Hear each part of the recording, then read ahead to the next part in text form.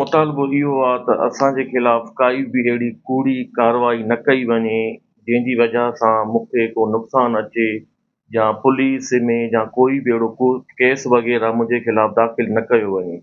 छाजे करे असां हिते हींअर इन करे आहियूं तहफ़ुज़ लाइ, त मतां सुभाणे असां कूड़े केसनि में असांखे धमकियूं मिलनि पियूं त प्रेस बि कई आहे, हाणे मां तव्हांखे कूड़नि केसनि में फासाईंदुमि, तव्हां मुंहिंजी ॻाल्हि न मञी आहे ऐं हाणे जेको आहे तव्हां जेको आहे हिक कण तव्हां थींदी रहंदी ऐं पुलिस में तव्हांखे मां कूड़ा केस करे फासाईंदो। अञा वक़्तु अथव, सूमर जे ॾींहुं वञी करे जेको आहे इज़त सां शराफ़त में वञी करे केस पंहिंजो वापसि वठो।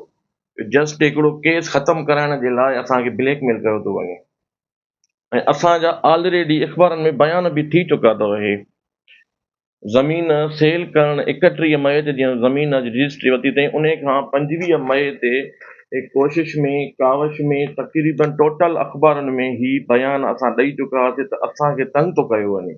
मूंखे को बि मुंहिंजे पीउ जी प्रॉपर्टीअ मां हिसे जी नीड न आहे, इन मूंखे खपे ई थो। सिर्फ़ु इहो ई आहे त मुंहिंजी घरवारीअ खां जेकी ज़मीन वरिती अथई त उन जो त पंहिंजो हुनखे जेको आहे त ॾे न जेको सौदो कयो अथई, ऐं इन जो अखियुनि ॾिठो शायदि जेको हिन सां गॾु आहे उनजो पंहिंजो भाणे जो अब्दुल मुकीम काज़ी आहे। भली असां सां कंहिं बि जॻह ते अगरि मां पंहिंजे वालिद साहिब सां किथे ग़लति आहियां त मूंखे ॿुधाए त मां किथे ग़लति आहियां। मां त ग़लति न आहियां, जेको हक़ जी ॻाल्हि आहे उहा त मां कयां पियो।